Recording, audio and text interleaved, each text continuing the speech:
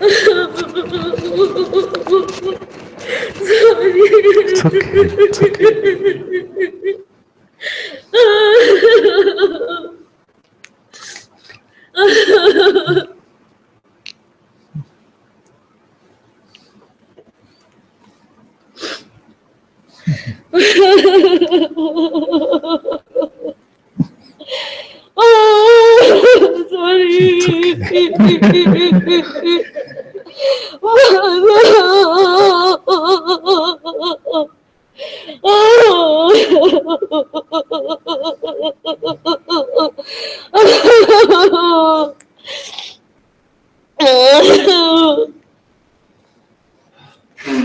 Was it something I said?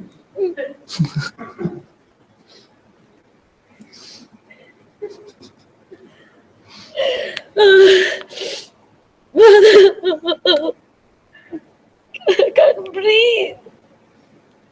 Okay. I can't breathe, Mother.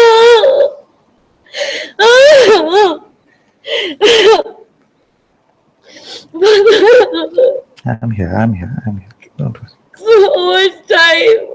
Time? I'm waiting for you. So much time.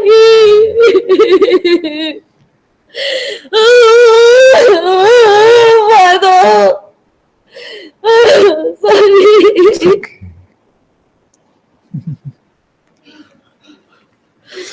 Where was I all this time? I didn't know you.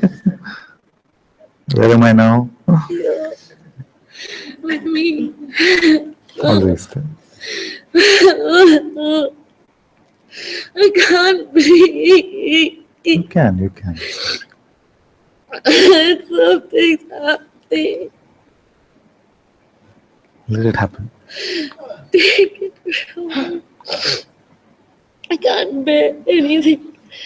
That's not true. I can't bear it anymore. Take it. I can't breathe. Otherwise I die. Otherwise I die. Sorry. Allow everything to happen.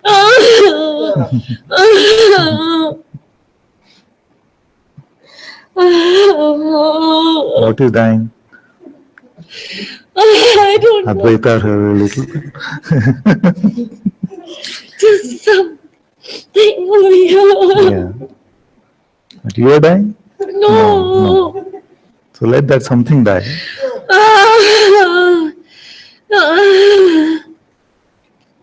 Take it. God, take it. I can't bear it. I don't want anything else.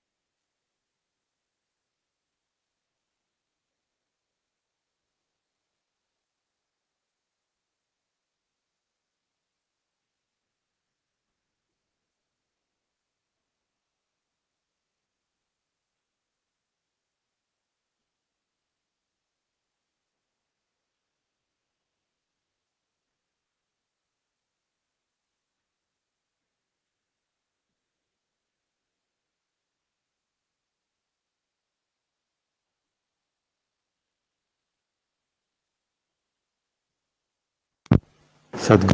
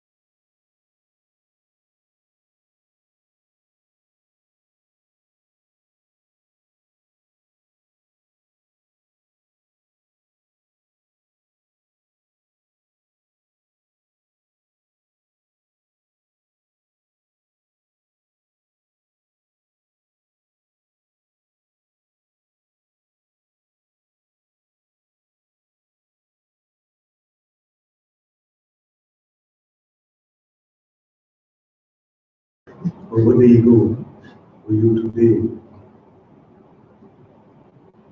Why do I call the spiritual ego the one with 10 heads? Because the spiritual ego knows all the right words. It has all the concepts. Ravan, it is said, used to say, why should I bow down to Ram? Because I am the Lord myself. It's very Advaita, isn't it? Saying, it was coming from the place of separation. It was coming from a place of. So this depth of this specialness, of this arrogance of the me, is what today really signifies. And we are blessed to be together on this auspicious day. So we've been reading about Janaka, was Ram's father-in-law, his daughter Janaki, Sita. And it is in this family that there are so many scriptures. Ashtavakra Gita, Yoga Vashisht. Gita is so beautiful because only the first chapter is really instruction. Or really pointing, not even instruction. You see, he didn't even give an instruction, mostly pointing. And then it is a conversation between two sages. The Yoga Vashisht is very beautiful because who is asking the question?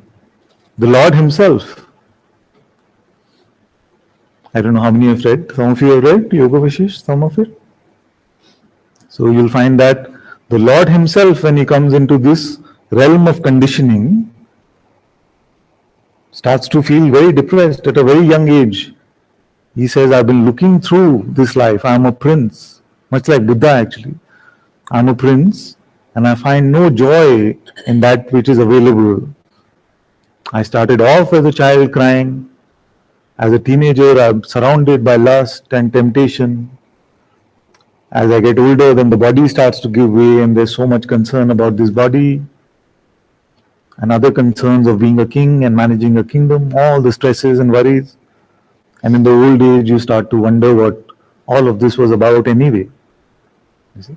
So he says, what is the point of all of this? This is how the Yoga Vashisht also starts. That the Lord himself, pretending as if he is a person, has all of these questions.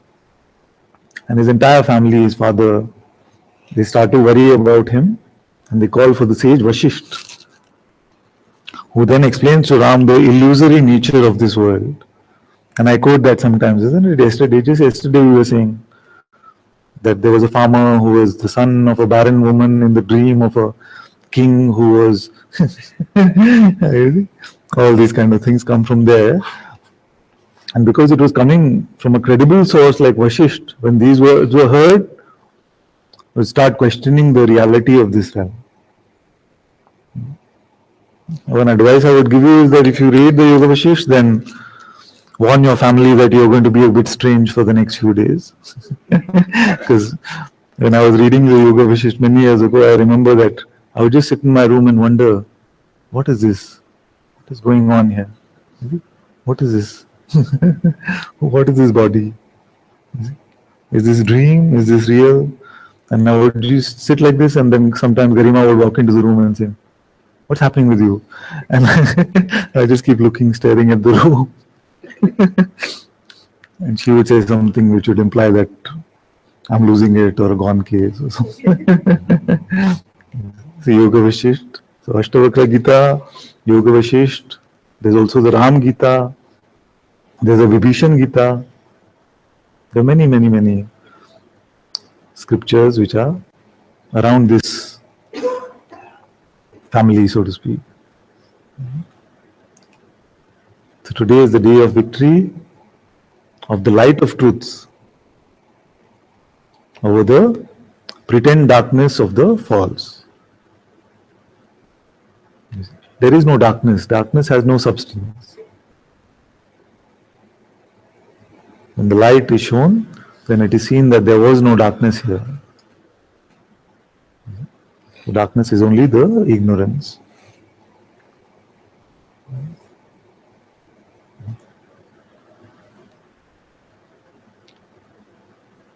So may today be the death of this Ravan, of the false me.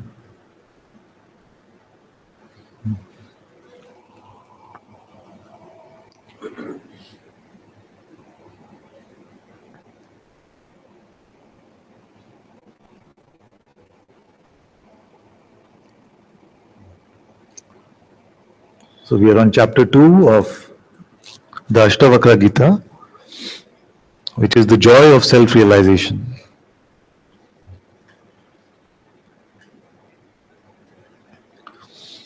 Let me just run through the first few verses that we covered yesterday.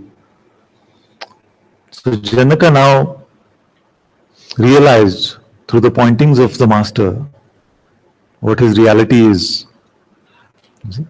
And now Janaka is speaking from that space.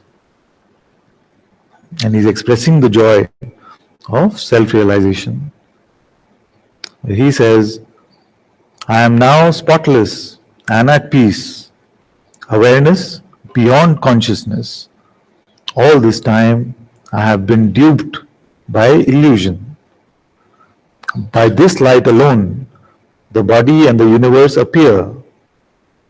I am everything or nothing. Nothing. Seeing there is no universe or body, by grace the self is revealed. As waves, foam and bubbles are not different from water, so the universe emanating from self is not different from self. Look closely at cloth, you see only threads. Look closely at creation, you see only self. Then verse number 6 says, as sweetness pervades sugarcane juice, I am the essence of creation. As sweetness pervades sugarcane juice, I am the essence of creation. So this I am is the fundamental basis of existence. It is existence itself.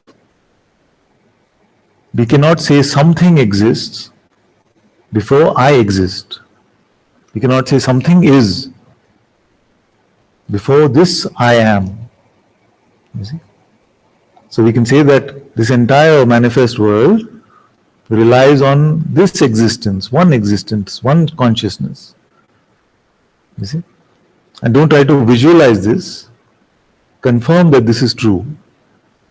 That appearance exists only when I am. You see? Another seems to appear only when I am.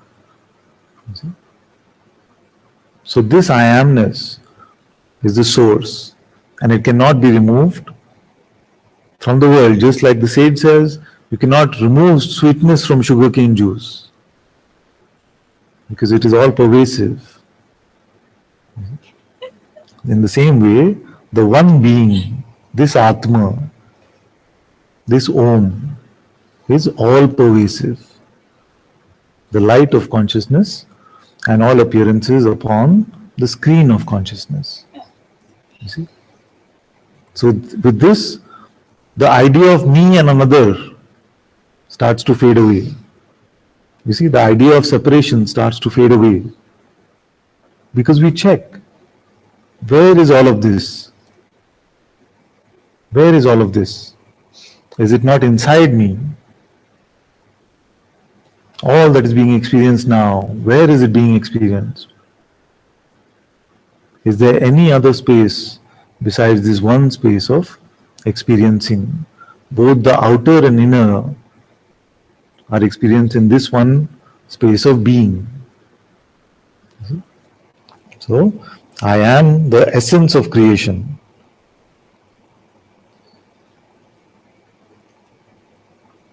Verse 7. Not seeing self, the world is materialized.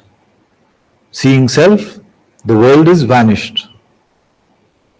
A rope is not a snake, but can appear to be. So what does it mean? Not seeing the self, the world is materialized. Means what? As long as being doesn't come to the recognition of the self, it can seem like the world has a fundamental reality. It can seem like this realm is real or it is substantive as long as we see that, as long as we are not recognizing who we really are. And once the self is seen, it is recognized, then the world is vanished.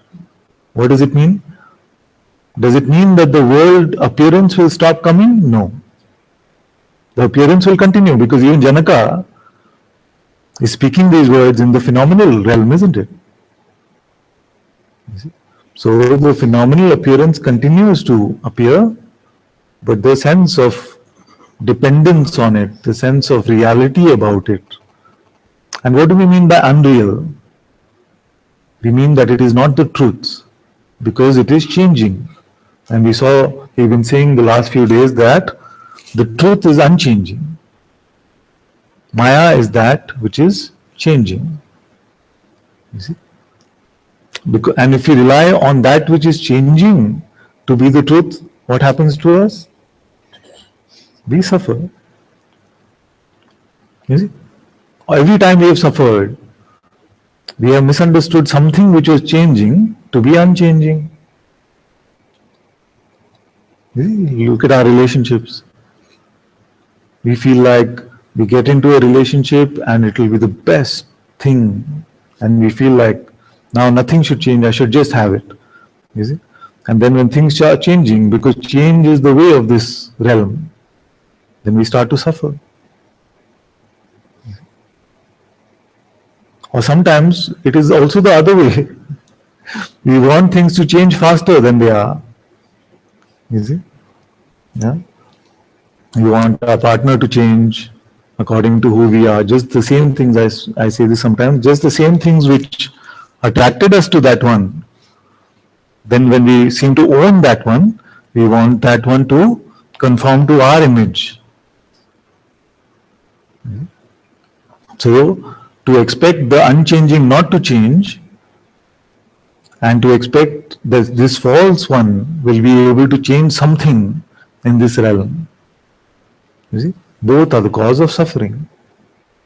You see? The need for this is the resistance to what is. See, either we don't want it to change, or we want to change it in a different way or faster than it is changing. Is a resistance to what is. And it is this resistance to what is, that is the ego. So this simple allowing, this simple openness which we've been pointing to, you see, you cannot be open and the ego at the same time. You cannot be open and suffer at the same time. You see? Because this is the true acceptance. This is not that type of egoistic acceptance that we have in relationships sometimes. Yes, you're not up to the mark, but still I accept you, you see. It's not that kind of acceptance. No? It is that acceptance that what is just is, allowing this realm to appear as it is appearing. You see? So you find that we find a way to resist everything. Just yesterday I was saying to some of you that we find a way to, sometimes I get some feedback from some of you when you're resisting me. So sometimes you're saying, I didn't like this, or I don't like how you were, you see, or she said, I'm not liking you right now. You see? And even that, when you just check even quantitatively, usually is based on a projection that we have. You see? So we can resist this life, everything in this life, this teaching, the inquiry, the teacher. Basically, it is the unacceptance of our own self. We want to make something out of nothing. You see? This attempt to make something out of nothing is the fallacy. I will become something. I will become free. I am free now and I'm going to keep it. All of these ideas which still lead to this idea that I am still something. Can we accept our non-phenomenal reality, that we don't really exist as people firstly, as an ego firstly, and secondly, this phenomenal appearance is just like a tiny toenail in terms of the reality of who I am. Can we accept that we are nothing? And not acceptance mentally, but can we come to terms with our direct recognition of who we are, instead of giving that also to the mind and make something out of it? With me? With me?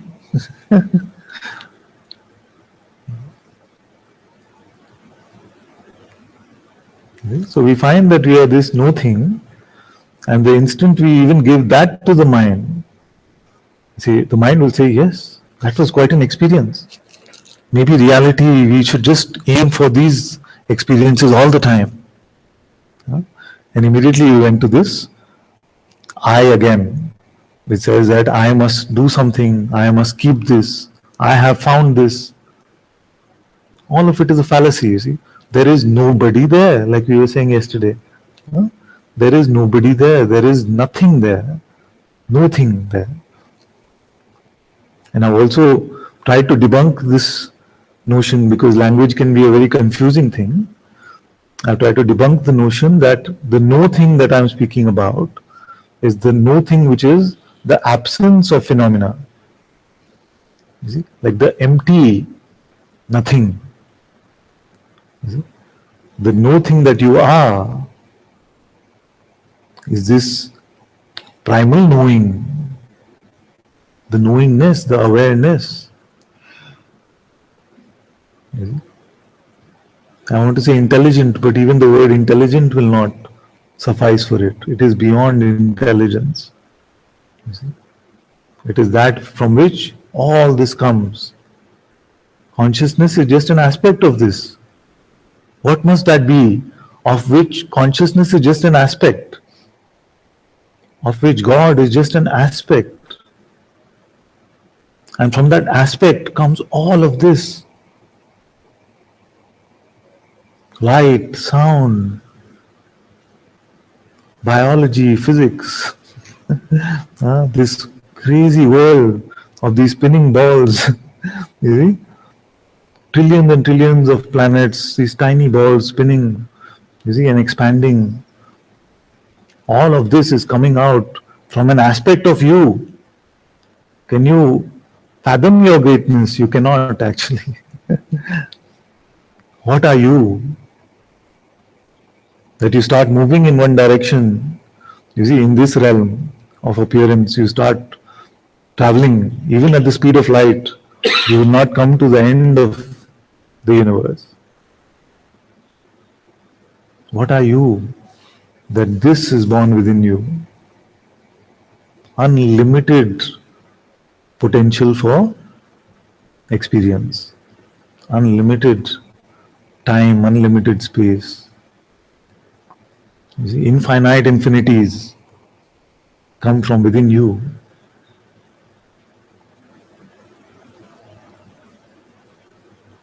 What are you? So it is not that, oh, nothing, oh, you know, just nothing. What's the point? This satsang is so nihilistic. Sometimes people start feeling that Advaita is nihilism. Nihilism means just empty and meaningless and dark and gloomy. You know, and we write sad stories about being nothing. It's not this.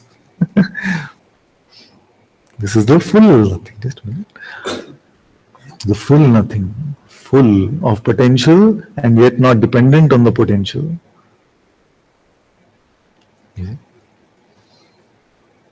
So it is completely destructive. This kind of pointing is completely destructive to that which is false. You see? But in the dissolution of the false, your presence starts to shine with so much light. You see? And even the worldly appearance beings will start coming to you saying, there's something different about you. You see? Sometimes you expect that to happen and then you're asked whether you're the auto rickshaw driver, but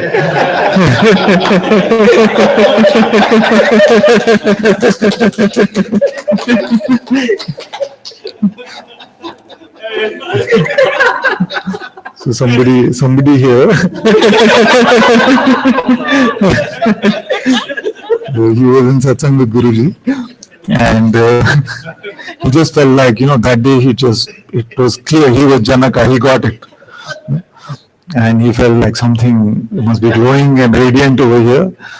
And then he stepped out of the Satsang hall, came out of the Satsang gate, and this lady, she started walking towards him, So he felt, is it starting to happen now? Are people starting to recognize my light? And she comes to him and says, are you auto rickshaw driver?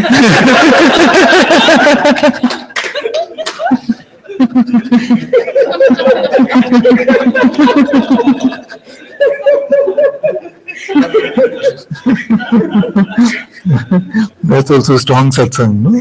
So, to see our expectation, to see the idea that I might have got somewhere, and how that also life crashes. Very beautiful, like Ramdas, he says that if you feel that you are enlightened, go spend a weekend with your family. It sorts us out right away. So, you were saying?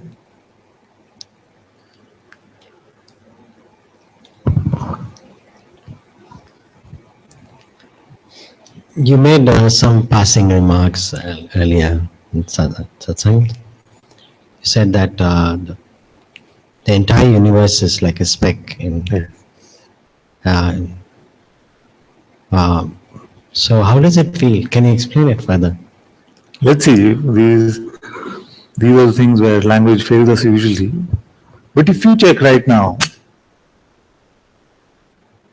and you sense the presence of your being, and also get a sense for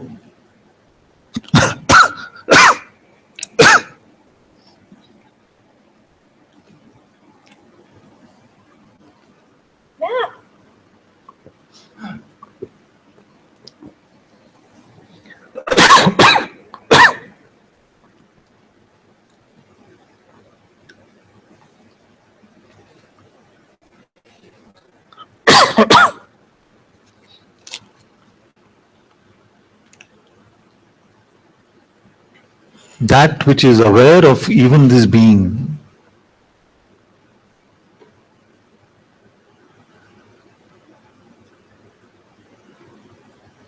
you find that this recognition is beyond the realm of time and space.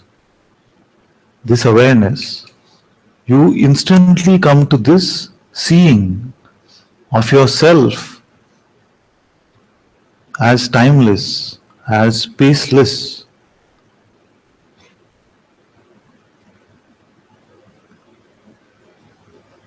Just to put it simply, if you were to say, what is the approximate age of this awareness that you are discovering? It cannot have an age. That which has no attributes is the timeless. You see? You find what are the dimensions of this awareness? You find that awareness just is, but it is dimensionless. You see? Then when you contrast this against this play of beingness and the appearance of this phenomenal realm,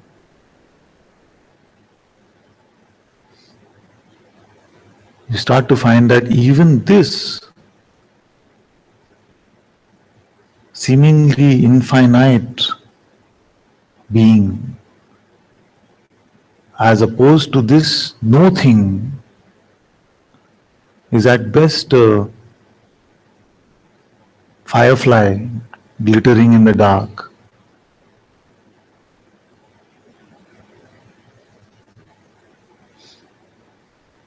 You see? So these insights will be experiential.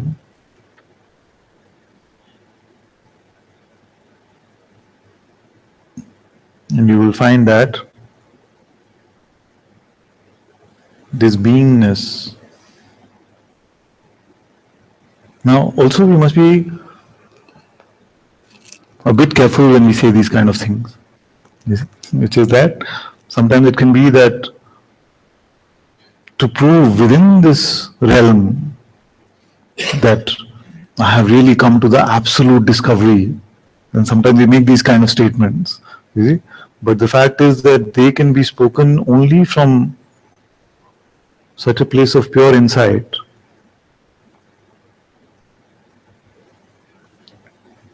Speaking from the perspective of awareness, because in the light of this realm, this being that we are talking just about, just being a speck, actually is the God of this realm, is the light and the screen of this realm. You see? But even that, compared to your ultimate reality, is just another coming and going. The Lord of this universe is a speck within you, and it dissolves back within you. So let these words come from your own discovery, rather than me giving you more concepts about this.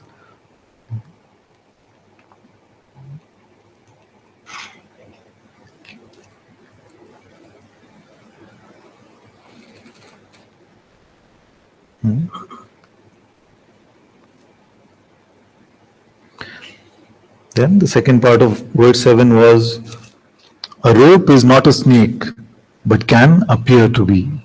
So we talked about the unreality or the changing nature of this realm, but can seem like I am this or I am that, you see, in this realm.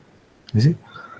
So many of you, sometimes you ask, so why did consciousness create all this trouble? You see? And it's a fair question. That if it is really beyond this, then why create all this trouble? Why firstly create the power of belief itself? If it is this belief that leads to identity, if it leads to suffering, then why do all of this drama? You see? What is it getting? You see? And like I say, for me, my favorite answer to this is, it is all for It's entertainment. It's a leela for itself. How do we check this? We check on what we like for our own entertainment. What are the books we like to read? What are the movies we like to see? If you don't start to relate to the characters, believe that you are the character, the protagonist, then the movie will be lifeless for you. If you cannot relate to the protagonist in the book, or at least one of the characters in the book, then the book is lifeless for you. You see? So to make this entertainment, this game, to a video game, if you cannot understand what your mission is, who you are in the game, it is just appearing. You see, hundreds of things just appearing and they're going. You don't understand who you are, what you have to do. You see, so who you are is your desire. No, who you are is your identity. What you have to do is your mission or doership. You see. So in this video game also, to make it seem like it has some joy in it, consciousness created it for itself, the power to believe itself to be just this measly body-mind organism. You see? Why? Because it wants to play this way. Now I say that this is my favorite answer because I am not claiming that this is the truth. Nobody can tell you what is the truth of this creation. Why was it created? I can give you some options. I have told you my favorite one.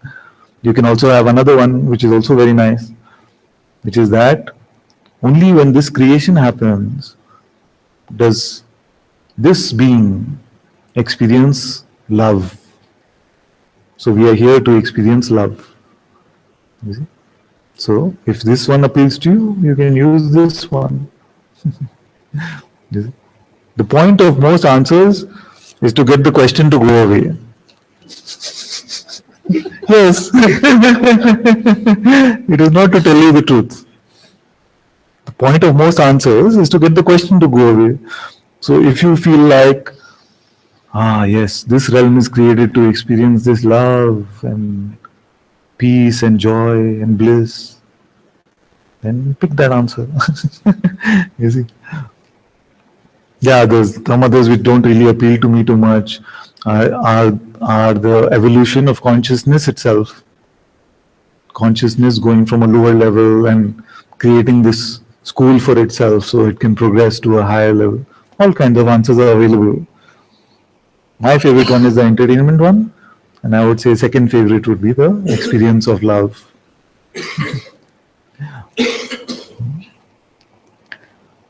So a rope is not a snake, but can appear to be, and this can seem to be, can appear to be, is also by the design of consciousness. So it is not as if consciousness has fallen into some sort of a trap and now must be rescued through satsang. You see, although we call it a rehab for consciousness itself, by consciousness itself, it is the game of rehab. You see, so all of this is the design of consciousness to play the game and to also play the getting out of the game, which is what we are all, as one consciousness, experiencing.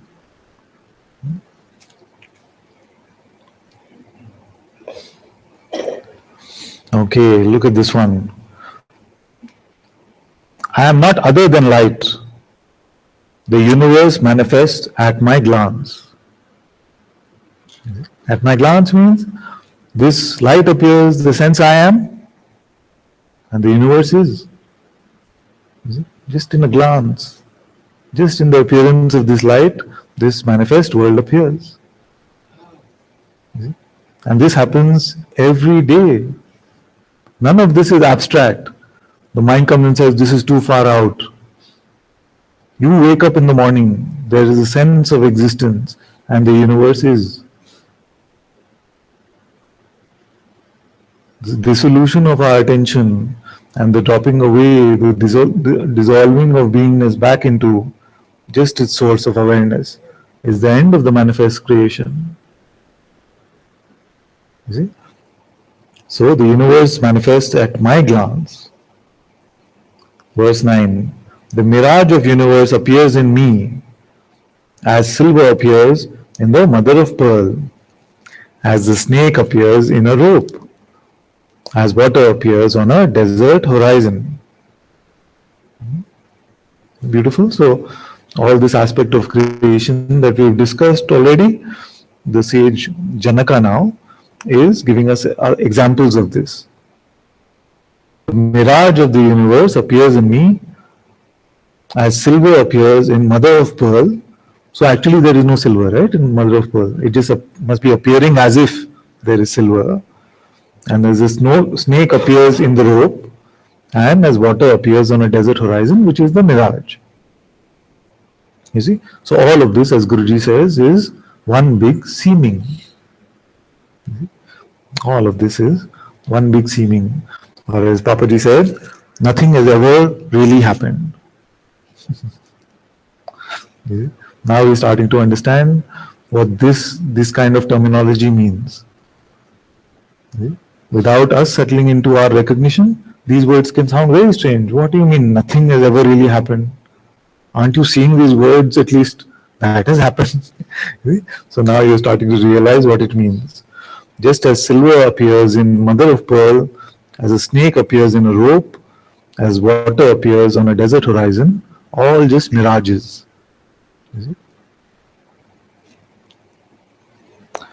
As a pot returns to clay, a wave to water, a bracelet to gold, so will the universe return to me.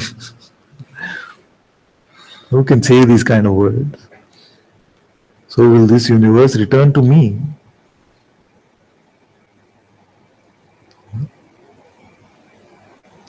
And as these words are being spoken to you, like it is being spoken about somebody else, or is it about you?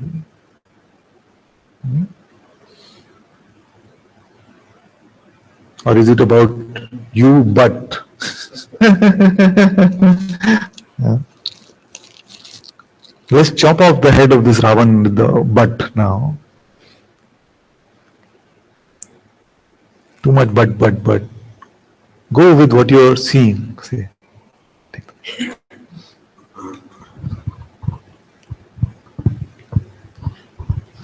I was going to say, Father, but it felt really arrogant to say that, to say, like, not me as a person, but so I am the center of the universe. Yes. Like, we have these concepts, like, conditioning of concepts, like the universe is there. Yeah. There's a thing, and we're in it. Yes. And we wake up and inside. Yeah. And now when we check with our experience, what are we finding? Is it resonating with what the sages are saying? That, maybe there is no universe. When does it come alive? When I am. Yeah. When does it I am not? Yeah. You see? So the light of this universe is my presence, my being. You see? And then he says, so will the universe return to me. This is the light of the universe, this light of presence itself dissolves. And only awareness remains. What happened to the universe? It dissolved within me, no? Basically when you sleep, when dreaming stops, when it all returns back. See. Yeah, that's it. That's just like when you sleep. Yes. And so the but is what? The but is that, but that's too arrogant. But how is that arrogant? Let's look at the concept of arrogance. You see, because often I say that the mind makes everything upside down. So the mind says that you are just a measly insect, you see, a measly germ in this realm. Now it says you must accept that understanding about yourself, don't try to be too arrogant. See? Now what would this imply? This would actually imply that there is one God, you see, and then there is me, that tiny measly insect. You see? But if that was true, then how is it that this measly thing had the power to separate itself from God? You see? In the same breath, we also say God is everywhere. Many times we say, I'm leaving it to God to run my life. You see? So what we're really saying mostly in the world is, God is everywhere but me. You see? Because if God is truly everywhere, there could be no me. You see? And then we'll create some notions about there being some this big God and there being these tiny, tiny gods, aspects of itself. You see, popular notion. But what is the recognition, what is the reality that we are discovering? Are we not finding the light of the universe right here? Are we not finding that the universe disappears when I am not, and the universe appears when I am? You see? If we don't go with any visual about ourselves, if we don't go with the sensation which is conveying that I have a boundary, and observe where even that sensation is experienced, what is the boundary of that one? You see, we've been checking over the last few days and seeing that all of this is happening within me. You see, so I'm not saying you take on this concept. See, to know these things, words just conceptually, would actually be a disservice. That is why in most spiritual organizations, and I've been speaking to some of the Swamis also here, and they were saying Ashtavakra is something that we do close to the very end of a long, 2-year program or something like this. Why like this? Because it has to come to the point where we come to this place of direct recognition of these things. You see, if you're just left with the concept, I am Brahman or I am awareness, it's not going to help in any way. In fact, it might even make the sense of an individual life more oppressive, full of more suffering. You see? Because somewhere you're believing that you are this tiny bucket of flesh and blood. At the same time, you're trying hard to believe you are awareness also. So when things happen, you're trying to relate from both perspectives and try to make the life of the individual better. All of those things can get mixed up. You see? So when we are looking at this now, we must ensure that we are looking at these words and checking for ourselves. Is this not my experience? You see? If we have some credibility because Ashtavakra and Janaka are seeing them and I am saying, repeating them for you in Satsang, use that credibility not to believe it, but to check on it. You see? Most often we don't have credibility in most things, even to be open to looking at whether they are true or not. So at least coming to Satsang, when you say that I'm coming to Satsang, you're saying that I have the credibility in this voice, I have a trust in this voice, enough to at least check. You see? But don't just take them on as ideas.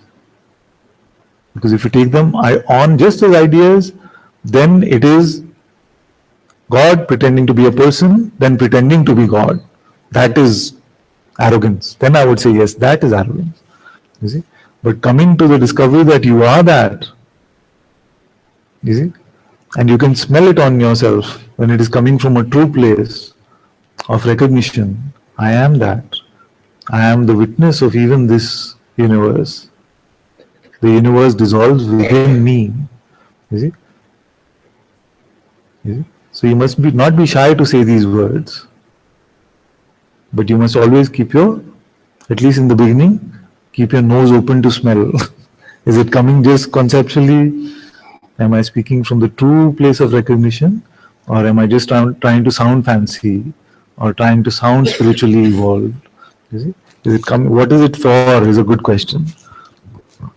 It just came like this thing of just settle before you say this, you know, like let it be, like it felt like it felt like the truth, and I could see. It's like, wow, all this time believing this thing that's not true. Yes. And it's clear, like, but it came like just don't get like basically not to say it too soon, like just to let it settle in. But what is the discovery? The discovery is that all of this appearance is just an appearance and is spontaneously moving on its own. You see? So even if the saying of it has to happen like Janaka, he just heard the first few verses, 20 verses, and then he started speaking like this.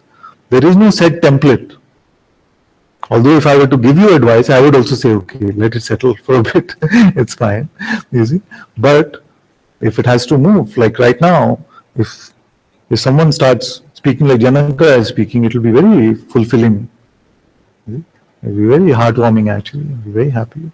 So you don't have to have a set template about it. But that's why I said just keep your nose open to smell for it, to smell whether it is coming from some conceptual place, it is coming from trying to show, hey, I got it, or something like this, or just your mouth started moving on its own and it's speaking these words, and somewhere the remnants of the old mind are still there saying, wow. That's why sharing started from here. It was like this. The words started moving from this mouth, and the remnants of the old minds were saying, not bad, this is good stuff. So, false humility is as much arrogance as arrogance is. If we are in denial of our seeing, that is as arrogant, if not more, as arrogance. You see? So don't deny anything, don't be in a rush for anything, allow it to move spontaneously. You see? Yeah? The world, if you were to speak phenomenally for just a minute, if this realm needs something, it needs a million Ashtavakras. So if all of them are just sitting and saying, but it'd be too arrogant to speak. Of course, all of that is also the will of consciousness ultimately, but I said speaking phenomenally for a minute. You see? So no false specialness, no false humility, just a simple neutrality. And continuing to have the openness to be wrong. This openness to be corrected by life. To have the openness for arrogance to be whacked out of you. Then no trouble.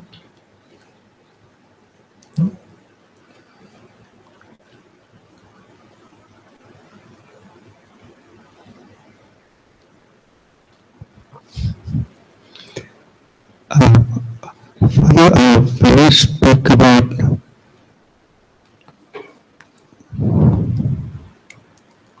so basically this pain or something, it's Yes. coming from that still sense of doership, and you say it's when your body will move by your own mind, have nothing to do. So it's The body moving on its own, the mind moving on its own, you see, and the one cause is the only cause, which is consciousness itself. it's like just wanted to understand first that pure seeing Yes. and consciousness seems to have this power of belief, Yes. attention, Yes. but on the same time, if I see the only seeing, Yes. it's a very neutral place. Exactly. It doesn't resist anything. It's just everything is just happening in this moment. Yes. This seeing is happening, then interpretation is there. I'm concerned, Yeah, isn't it? yeah. So what Govil was saying, when the translation was cool, it's just cool about all of this. So I'm concerned. So this consciousness and this pure seeing, is there a difference between these two? Not the so we have been covering this to see that in reality there is no difference. You see, just like the finger is still my hand, there is no difference between the hand and the finger in reality. It is one hand. You see, but when I ask you to look, you will say, "What do you see?" I see a finger. You see, so it appears qualitatively to be different. That's why I said that in sleep state there is only the seeing. Awareness is all there is. Therefore, when something comes which is the sense of beingness, what must that be made up of? Awareness alone. Awareness was all there is. Therefore, even beingness is made up of awareness itself. So I try to explain this very simply when I say it is I am. The I is this awareness, which is now playing with this amness, with this beingness. You see, but it's still I only. There is nothing beyond this I. You see, just like I was saying yesterday, it is ice is also water only, but it feels different. So if I relate to this example, I is only the one who's witnessing Yes. and concerned about this, and amness is the one who have the power of attention, That's power of belief and all that. That's right. This was question number 1. Father. Okay. Oh, because you made that announcement of one question. Supplementary, is it? Supplementary is coming.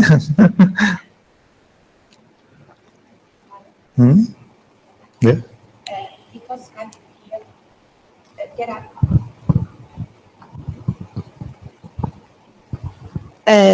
I feel like this dissolution in the body, energy dissolving. It was coming. The perception that, like some big crash, all my life, a big part of my life, I was curious about this big expansion of the universe. That some beings say that are infinite, but now there are studies saying that it will go to some end, and the universe will be contracted, and we will end in a big crash. And somehow it was coming here, the idea that when we die there are a big crash, or it was coming now, like with some anxiety, because it seems that when I look from inside my body, and somehow also I feel like behind. I don't know if this is awareness. I don't know if it is awareness that I'm getting. And it was coming, the perception that there are no universe outside is the same thing inside, outside, like all the universe is inside me. It's too much beautiful somehow. And also there are no expansion and contraction and big bang and big crash, but everything is burning and dying at the same time, and it depends on the perspective, like something like that. So this is awareness. What can catch is this. Yes. Is this the final witness, the first witness, or is there something that witnesses even this? Yes, it was what was coming. I know that the being can watch awareness, but I'd like to go there. We can call that which can watch itself, or say watch awareness, that is awareness itself.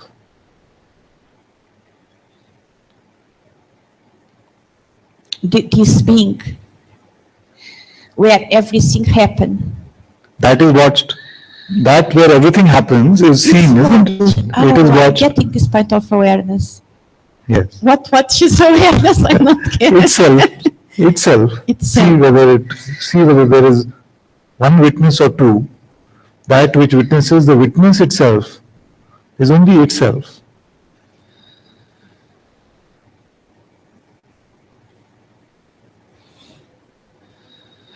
Somehow I perceive that I like a complete quietness. Yes. Yet behind the complete silence. Complete silence. But I'm not there. Yes. I can see it somehow. Yes. And it seems very attractive. Yes. In this moment, I'm not afraid. Very good. Just there are these urges, and I know I cannot do nothing. Just be like here, like this. It's very good not to feel fear. Yes. It seems that you are giving me all the support. I don't know if it is just imagination.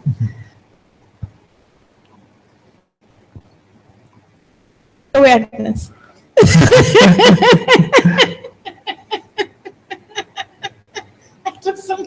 forgetting. Yes, that which witnesses all there is awareness. It seems all the universe. Yes. It's so big and there are no, and doesn't exist. Okay. Thank you. All okay?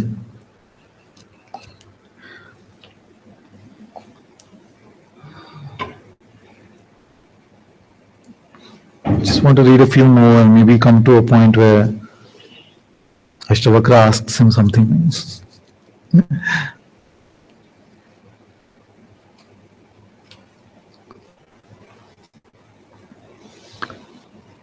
This verse was so beautiful. As a pot returns to clay, a wave to water, a bracelet to gold, so will the universe return to me.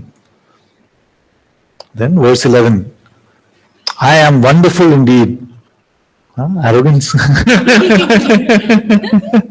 He says, I am wonderful indeed, beyond adoration.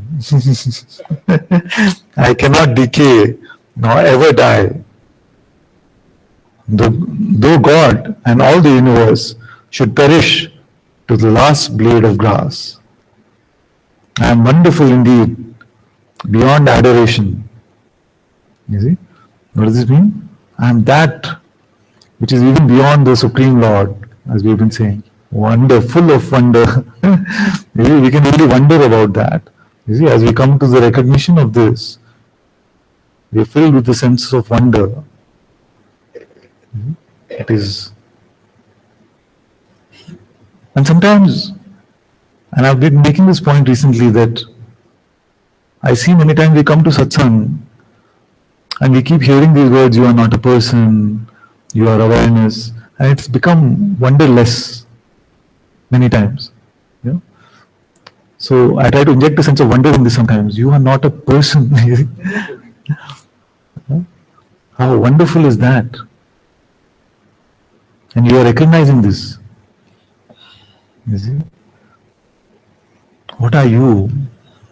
You're not a person. What kind of discovery is this? This discovery, which was only made available to a handful over centuries, you see, now through the graces of Bhagwan and all the masters, is now being brought to everyone. You see, you are not a person. Even the light of consciousness, this God,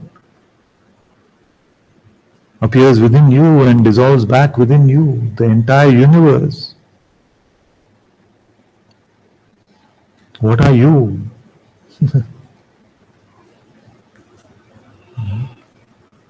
That's why I have to laugh and sometimes someone say Advaita is too boring or intellectual. I know how it can feel like that, but what is really being said? All our concepts are rubbish. All our ideas are rubbish. There is no individual entity here. All that exists is in the light of this one consciousness. And from the perspective of the world, this light of consciousness, beingness, is the Supreme Lord. But from the perspective of what you really are, even this is coming and going. You are that solitary witness to this entire play, this realm. Is that not wonderful? Beyond wonder. Okay.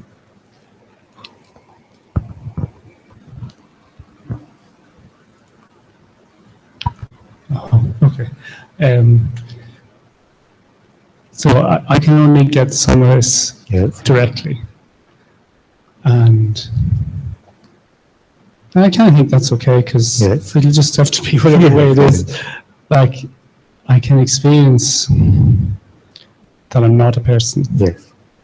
And that I am awareness. Yeah, beautiful words. You see? I can experience that I am not a person and I am awareness. Very good. But I mean, like, well, for me anyway, that just has to be the way it is at the moment, because when it starts to get, okay, I can say when I wake up, like I can't truthfully say the universe is created. I can say my universe is created, the one I experience. Okay. And like it's pretty big, but it's not limitless. It seems to be bound. What are the boundaries? Well, they seem to be the extent of the senses. Of the senses. Like I can see, it's daytime, so I can see the sun. It's about 96 million miles. It's 9:10. I can see a few billion light years. Not bad. What's that? That's not a bad. That's not a bad extent to have in my universe. Yeah. But it's happening in a local way.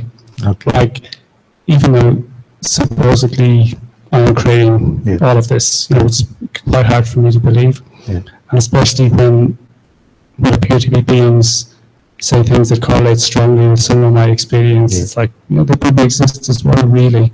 And they're happening.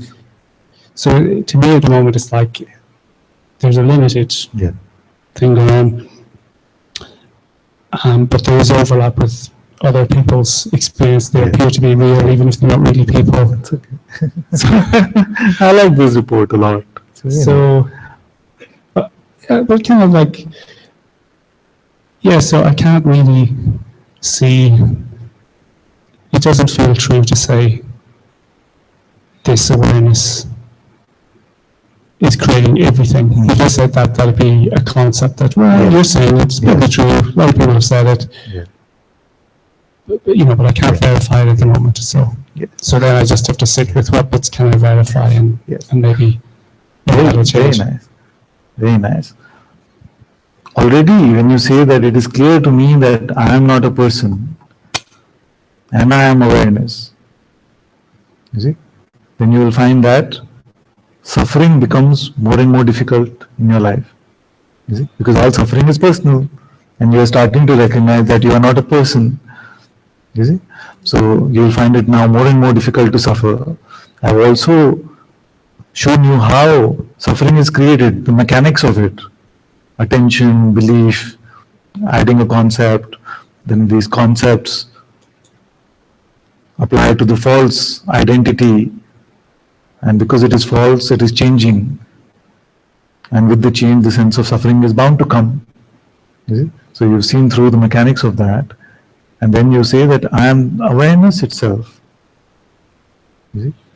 So this awareness, which has no attributes, isn't it? No attributes. So it cannot be harmed in any way. So as it said in the Course in Miracles, nothing real can be threatened. Nothing unreal exists. Herein lies the peace of God. You see? So you're finding yourself to be this awareness, which I refer to as the reality of who you are. And this awareness, which has no attributes, cannot be threatened. So nothing real can be threatened. Nothing unreal exists. Like the sages here are saying, these are just appearances coming and going, so we cannot say that they are truths. At least not from the perspective of the truth that we are recognizing now. So, nothing unreal exists. Herein lies the peace of God. Means that just to recognize this is to be in peace. I, in reality, cannot be threatened. The I which I presume myself to be does not exist. Only that false I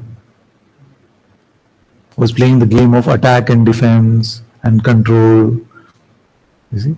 So that one now I see was just a fallacy. I am not a person, you say. You see? So these are very beautiful words, and we don't have to be in a rush to get any of the other insights. As we just allow ourselves to remain in this seeing. Like I say, if you allow the false to fall away, then the truth will keep revealing itself with fresh insights. Already it is very good. I'm so happy to hear this report. Thank you.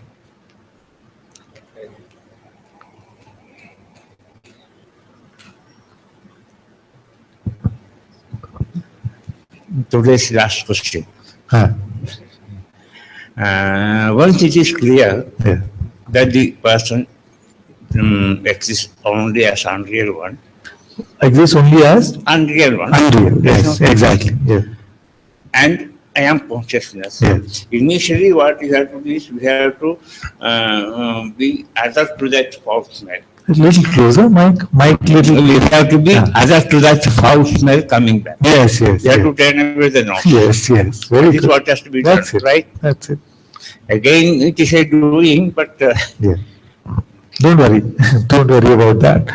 It can, you see, when I say just keep your nose open, the mind will come and say, okay, but that's also doership. You see, so we don't have to be in a rush too much like that. To see that, this is what Maharaj meant by integrity. To speak from what is realized as true for us right now. You see? And not try to cover it up with Advaita or any concept. You see? actually it is not doership. Yes. Because consciousness is checking whether it is foul. Yes. Previously, it was the person who was putting the effort to check whether it is foul. We can say previously it was consciousness posing as a person. Person, Yeah.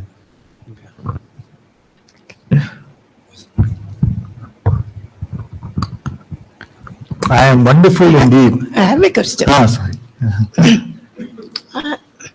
It is recognized that I am awareness. Yes. If the awareness has no attributes, Yes. if this experience deepens, Yes. does that mean I will not have any attributes? It could. Suffering will not be there, of course. Yes. But will it also mean that there won't be joy, there won't be any positive emotions? You will find that if this deepens, that means that more and more the false ideas about ourselves fall away. You see? Then what is the usual experience? I can tell you that. Nobody can predict how it will play out for you. Huh? But what is the usual experience is that as long as the beingness appears, and with that this realm appears, and beingness is not identifying itself to be this person, you will find that this realm starts to appear as if it is a happy dream, full of love, peace, joy, wonder. You see? Where will all these emotions come from? All of these are the servants of consciousness coming from within consciousness itself. You see? So, like we can say sometimes that suffering is the alarm clock to tell you that you are believing something which is false.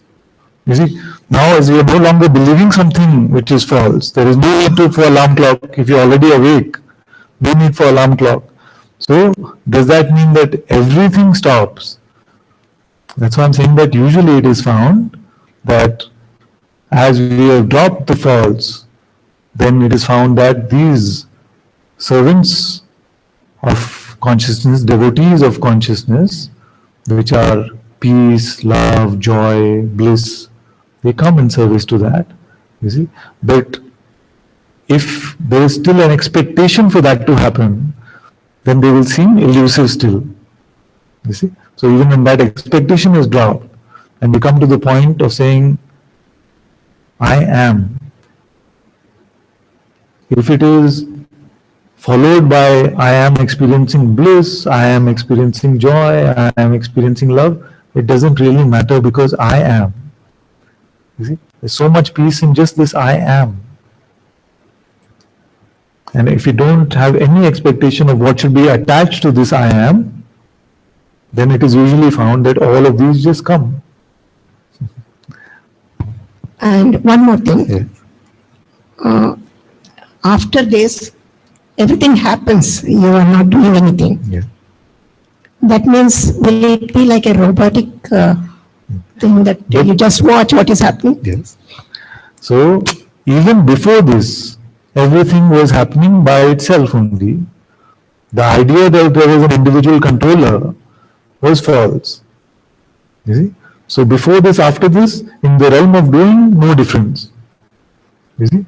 So the doing continues in the same way, done by only this consciousness, if you want to say like that, and later also done only by consciousness. Therefore, it is important to recognize that surrender itself is a recognition, it is not a doing. It is the recognition that it has always been God who has been the one doer. It is not that, okay, now I am surrendered, therefore my life will go differently now, or something like this. You see? So before and after, there has only been one type of movement, which is the movement of consciousness itself. Because right now, for whatever it comes in as a thought, Yes. you have to go to the satsang. Yes. Then I come here. Yeah. If there is no mind, then how will it take? Yes. I want to understand. Yes. Right now you are saying I have to move my hand like this, like this. Yeah, but will it happen like that? It will happen just like this. Like your hand is moving now, your mouth is moving now, your eyes are blinking now, your heart is beating now. Same way, everything has always been happening like that. This thought is only the subtitle of the movie, you see. And we feel the subtitle causes the scene, which is not true. So experiment with this. At least when you're in an environment like this, you can allow yourself to let go. You see, let go of all ideas of what has to be done, not done. See which way your feet take you. Huh? Because they can do this doubt that I might not show up in satsang at all now, or I might do. Yes, that's the fun of it, no? You see? That's the fun of it. So play this game, do this experiment until we leave. Then on the way back in the bus, you tell me how it was. Yeah? And if you don't get in the bus, don't worry, we find you. So one more thing. Question? Not question. So the only medicine not to have the first thing, the not believing the next thought. Yes. That's the only medicine, right? I am wonderful indeed. I'm really jumping to get back into this. Beyond adoration, or even die, or ever die, though God and all the universe should perish to the last blade of grass. Who can say like this? It's completely shocking to the mind.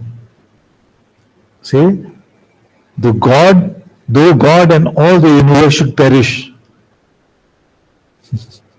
I cannot decay or nor die. Okay. Now, one confusion that can come up is that some of you would like to use the definition of God to be this absolute awareness itself. You see?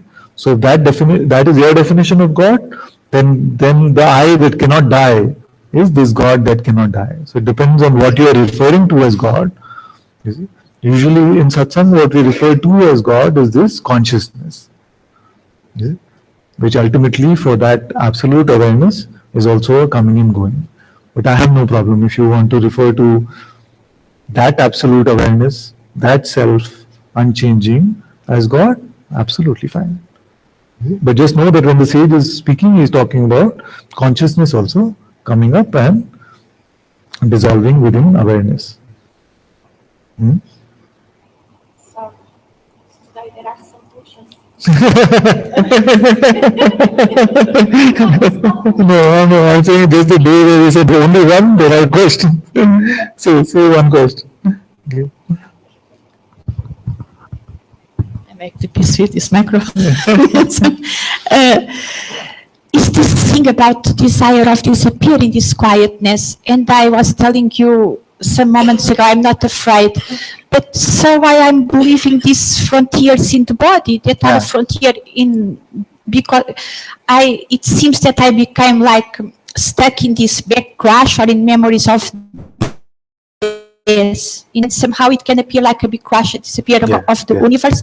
And this is real, or the belief is creating all the Yeah. time this same contraction and the same pain in the back. The energy of contraction and pain can be there, but the I which is getting stuck in that, you have to see whether that is real or not.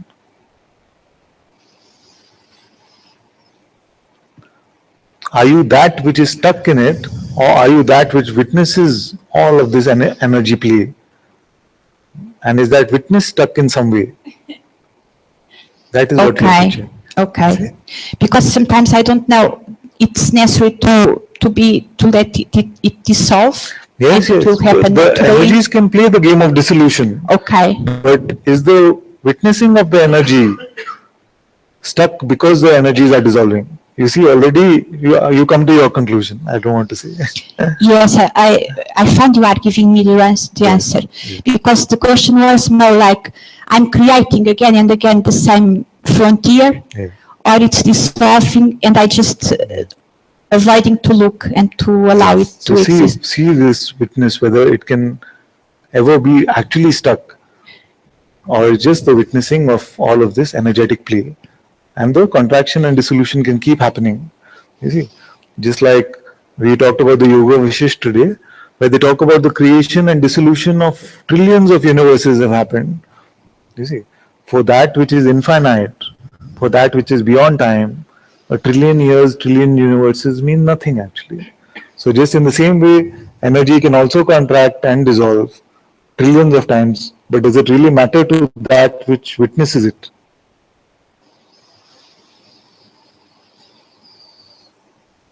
It's part of the play, It's allow part it of the until play. the end. Yes. And it's part of that thing called it surround, Yeah. because somehow it's difficult.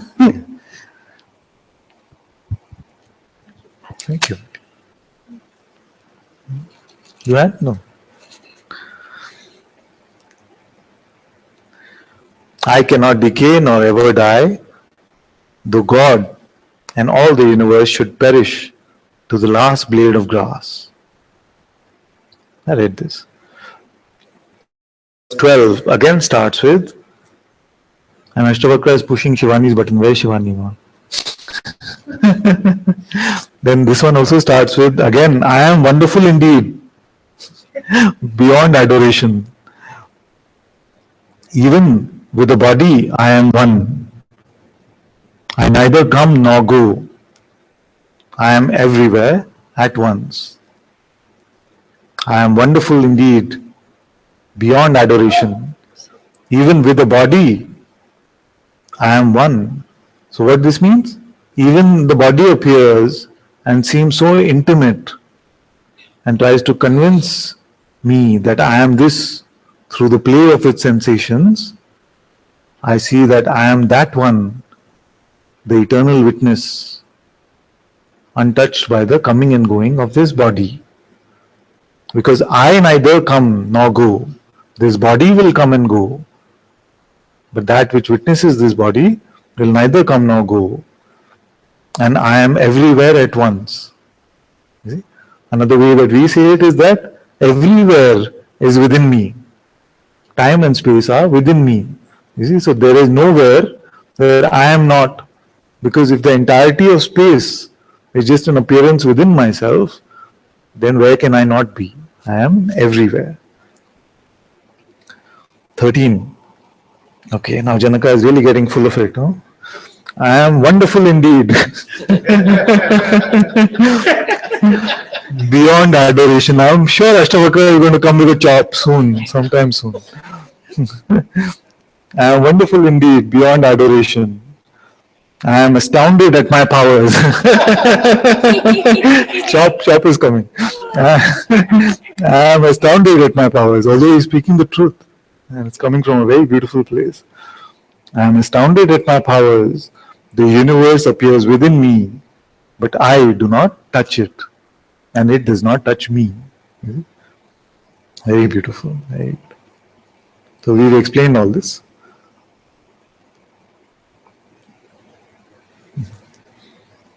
Guess what the next one starts with? I am wonderful indeed. But it is also refreshing like this, because you know what happens with the seeker mindset?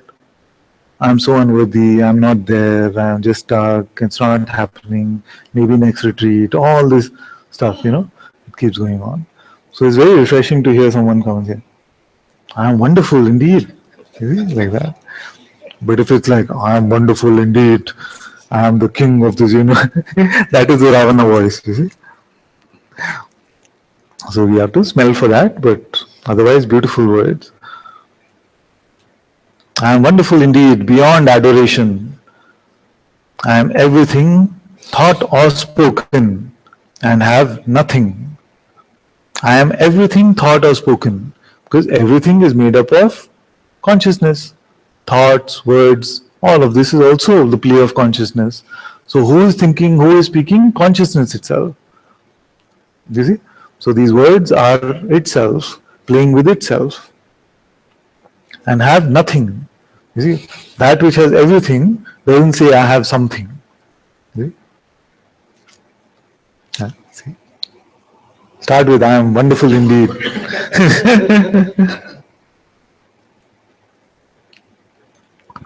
I just want to check with one But you insight. didn't start. Nobody follows my instructions. That's wonderful. How did that feel? It's wonderful. So, Father, like anything which you can say finite or infinite Yes. or measurable, Yes. it has to be the other end of the Attention. Getting you Okay, that. so only then you can say it is finite or infinite, Yeah. measurable. So when I check about awareness, am I aware now? Attention just goes to its source, like both ends merge. Yeah. So it doesn't stay as attention Yes. when the recognition is there. So you cannot say even the awareness is infinite or something, because you don't know, because Yes. attention itself goes back to it. Yes. So it might be a black hole Yes. which might have potential to create infiniteness, but it itself cannot be finite or infinite, right? Yes, yes. So that is why it is important to see that attention tells you about brings that which is phenomenal to life. Using attention, Maya means also to be able to measure. You see? So using our attention, we can get the measure of things. We can fathom things. But that is only when it applies to the phenomenal realm. Attention is a tool that works in accordance with our being to bring all of this phenomenal play into the appearance, into life for us. Now, you yourself say that when I check, am I aware now? I find that attention has no role to play. That's why the discovery that I must be making must be non-phenomenal. Now, what can we truly say about that which is non-phenomenal? Does it have a size, a shape? We cannot truly say anything, you see. But there might come a point where this insight seems true to you, which is that which is phenomenal is just a coming and going. You see, it is just a coming and going. But this non-phenomenal is my eternal self. You see? Now this cannot be pointed to accurately with any words. You see? But to point to it in this play, we have to try and use some words. You see? So that awareness which you're checking now, if you were to label, if you had to pick a label, which was whether it is transparent or opaque, what would you pick? Transparent. But can you really say that? Because even transparency and opaqueness you check with attention, isn't Attention, it? yeah, exactly. So the same way, when we are giving these kind of attributes to the attributeless one, we are making a pick in phenomenal terms. You see? With that which sounds truer, but is not ultimately true. So also it is true for whether it is touched or untouched, because even to check whether it is touched or untouched, you need attention to compare it with, Yes, right? To see that which is not in this realm at all You see, that is the discovery, isn't it? There's this phenomenal realm of appearances, and the awareness which I'm finding myself to be. When I used to say this earlier, people used to get shocked because they say, you are not in this universe at all. This universe is just an appearance within you. You see? So, if you are not in this universe at all, because you are not phenomenal at all, and this is a phenomenal play, then between touched and untouched, what will you pick? Untouched. Untouched. Okay. But still, it is a conclusion, right? Maybe the closest, but Yes. Yes. Because the concept of touching cannot apply. yes, exactly. Right, which is non-phenomenal. A phenomenal term like being touched does not apply. Exactly. Exactly. That's where I was Yes, like yes. confused. But terms are available only phenomenally, you see. Yes. There Even is the no- word awareness is not proof of that. Even awareness is not true. Yes. Very good. 1B? How many supplementals are there? He's like, I'm making a mockery of the rule. Why do you make rules if you have to not follow them? Just for fun. Okay, now serious. One question will do, okay? Except this one. So, Father, that's like kind of just wanted to confirm that was a belief that when it's realized being is working from awareness, it's I-ness, not from amness. So it's like it's a it's just a spiritual concept. Yes. Yeah. If you're saying working from, you're already presuming that beingness is here. You see? Okay. And that recognition is from for M. When it's not identified with the person, Yes. but it's recognizing its true place, Yes. this pure witnessing. Exactly. Its own source. It's recognizing what it is made up of. That is why it's such a pristine discovery. That's why many times I've said that these two questions, am I aware now and who is aware of awareness, are the most beautiful words that have escaped this mouth. You see? Because it can bring this being, you see, to the recognition of its own source, to the discovery of what it is made up of. You see? So you say that there can be this concept that the appearance of a realized sage or something, and they are operating from just awareness, but that would mean nothing, you see. It has to appear in this play as amness, and this amness is now unassociated with any other idea, you see. Or if it gets associated only with some ideas momentarily, in the appearance of this realm, we are blessed to meet these sages who are just unconcerned about any attribute for this am. It is just being is playing as being. So, also we can check in sleep state what needs to be recognized? Nothing. Is there something unclear in sleep state? Nothing.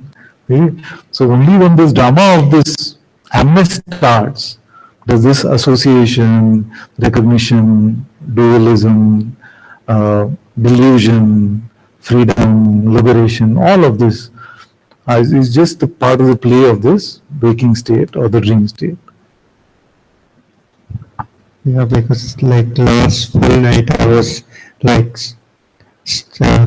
trying to contemplate on that is means always is a condition that it's somebody's being is realized and it's like just God is like a robot sort of existence which God is manifesting with its own somehow. No, I'm not understanding the question. If it What is, okay, so what is realized? What is realized is that what I truly am is this awareness. You see? Who is coming to this recognition? This being that is here. Because awareness did not need to come to a recognition of itself also. The being which was playing with person is now dropping the person and coming to rest for itself as being itself. You see? So in the presence of an unassociated being, that presence is called the presence of a sage. Isn't it? So it comes with the recognition that I am awareness. My source is awareness. I am made up of awareness, and I am not that which I have been attaching through my belief to this pure beingness. So the dropping of the identity is the dropping of the conditioning. And as this conditioning has mostly been dropped, so those beings we call the masters or the sages. And it's important when I say mostly, because there is no 100%. Because further, I just wanted to confirm on that, because awareness seems very intimate, Intimate. and I seems when you see its source, but like coming out of conditioning is just when you see your source, that I'm just pure witnessing, and not that person who's trying to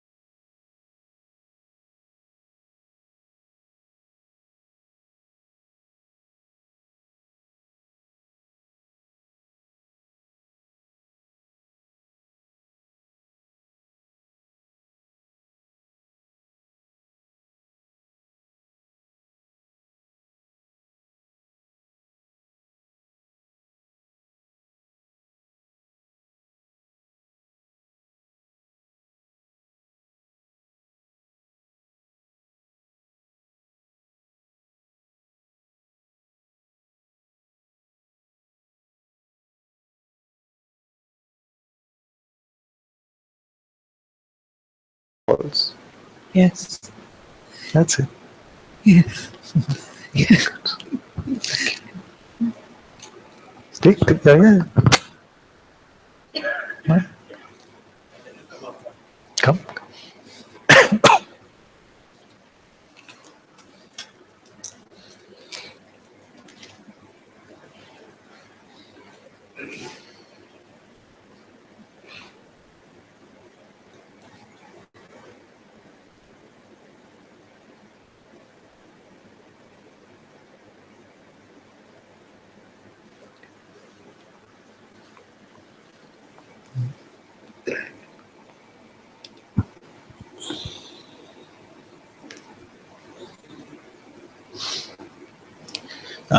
This morning, death came to visit me, Yeah. Father. Good day, no, Dasara? I have to say, I got scared. Scared. Um, What was it offering to take from you? this me, This me. you know. And initially, it was really nice because I could watch it and I could sense this fear. Just closer? I could sense this fear just fill up Yes. my being. And there was an allowing of it, Yes. but it became really powerful, you know. And I wanted to run, pull my hair out, and just Head out.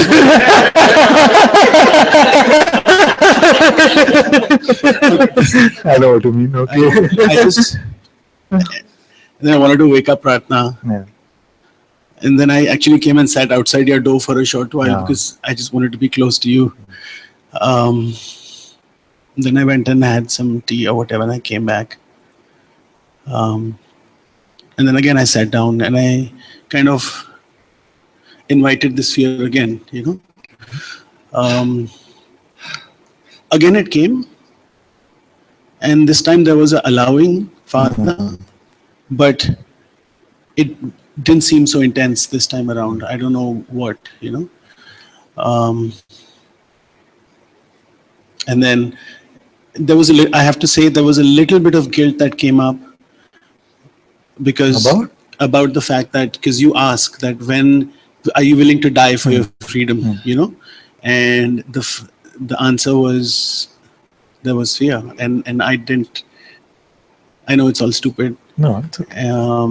But the allowing wasn't complete, Father. No. You know. In itself, it's so beautiful. Even this much allowing is a lot.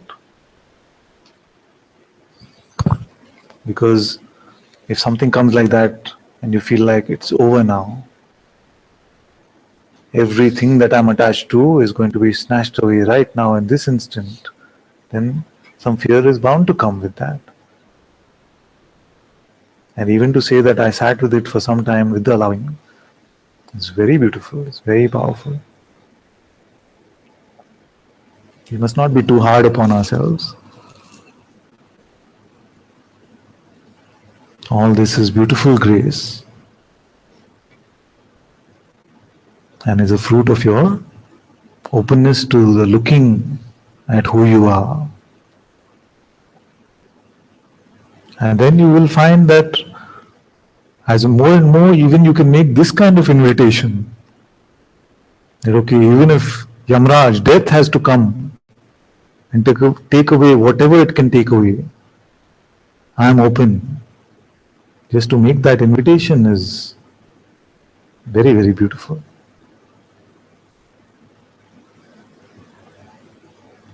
Because it means that you are open to the dissolution of this phenomenal realm. Even within the experience of this phenomenal realm, you're open to waking up from this waking state, to allow the false to die while you are still alive.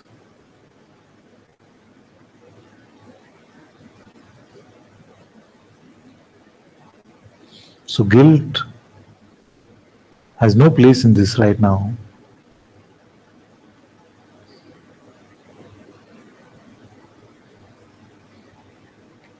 Only a rare one can say, I felt fear,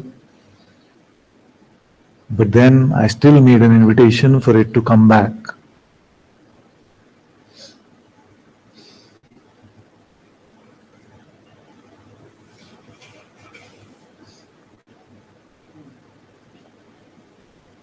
So now what to do? Now you forget about even death. You continue with your seeing, your recognition of who you are, and dropping any ideas about yourself. And if an experience like that has to visit again, it will. If it doesn't have to visit, that's okay. Whether it is explosive or sober, don't even worry about that.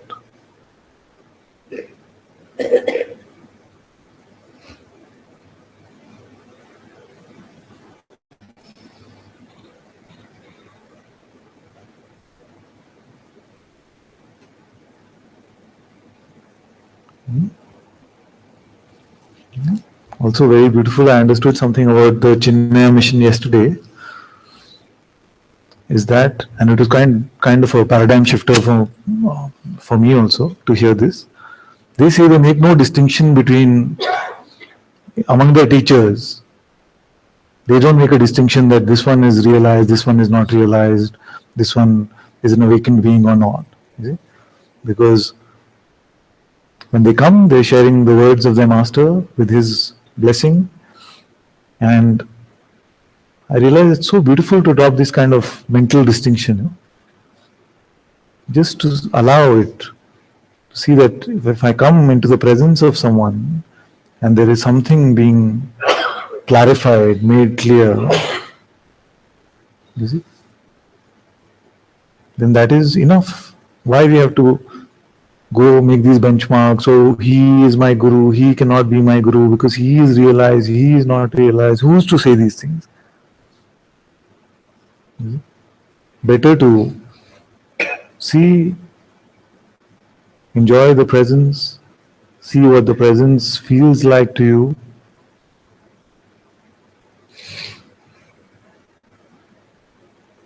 And be with the integrity of your own truths. I feel many times we get caught up in these games.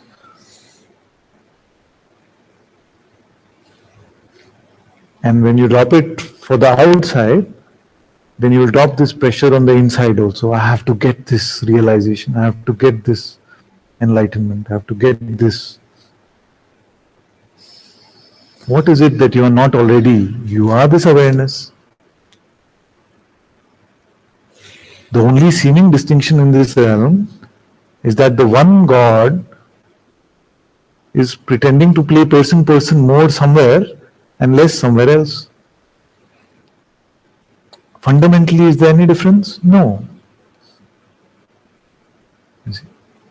All are this one consciousness. All is this one being.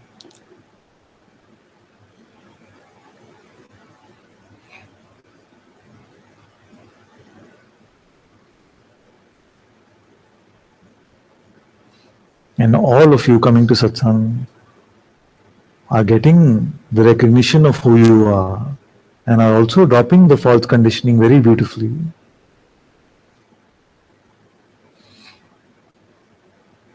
You don't have to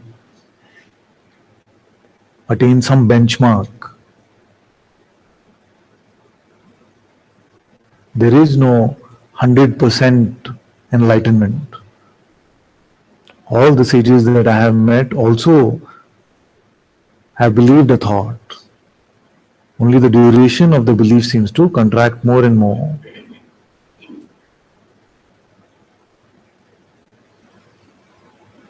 In this apparent play, the play of conditioning will continue to play out for all apparent beings.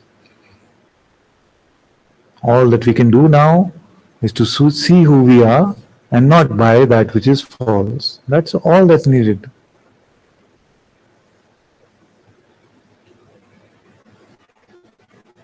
In this moment, you are as much a sage as anyone else. Now, before you have the chance to think about it. All the sages are saying the same thing, that you and I are one. And even in the worldly play, we are the same. They are saying that. Except you seem to be believing more of what the mind is saying. I'm saying what the sage would say.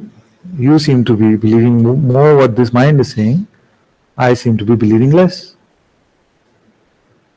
That's all.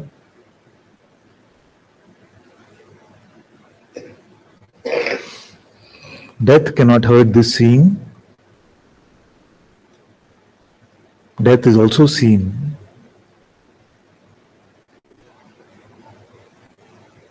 All states are seen.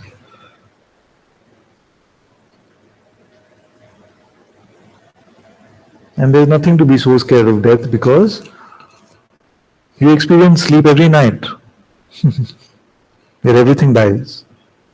The universe dissolves. Only we give ourselves some false consolation by saying, oh, but it'll be back here tomorrow again.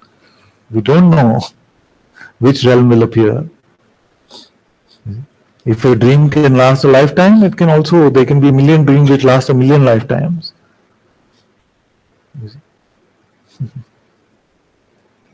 So nothing so much to fear about death. But it is natural because we have had ideas about death. So it is natural for some fears to come.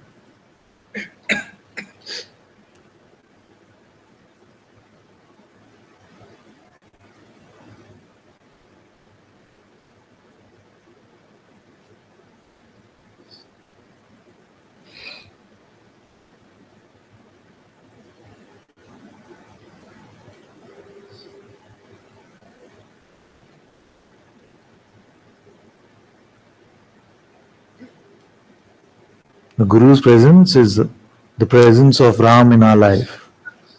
The light which can chop the head off that which is seemingly the root of suffering, this ego identity.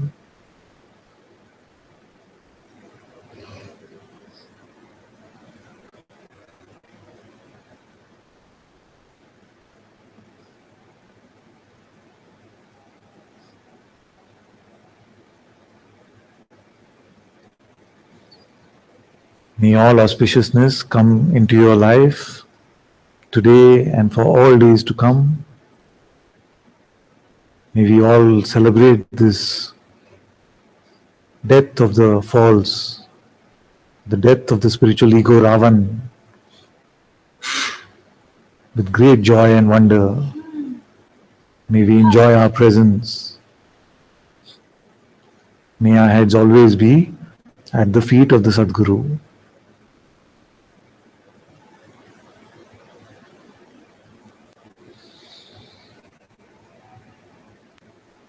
Sadguru Shri Muji Ji ki Jai. Jai.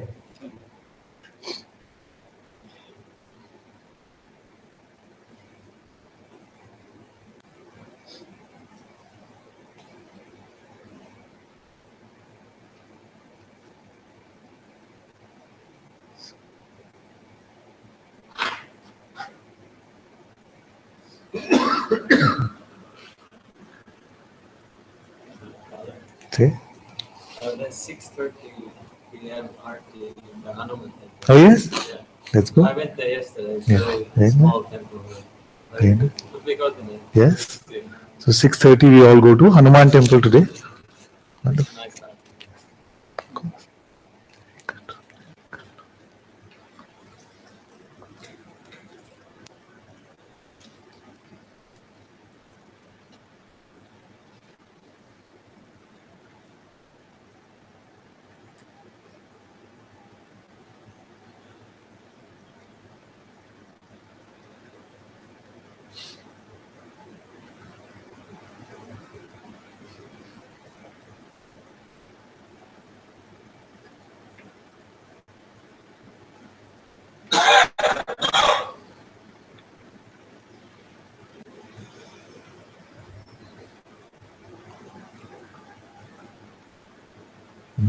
Wishing all of you watching online as well. Very happy Dasara. Love you all so much. Thank you, thank you, thank you. Being the Saturday today. Yes. Hurt my head. Oh.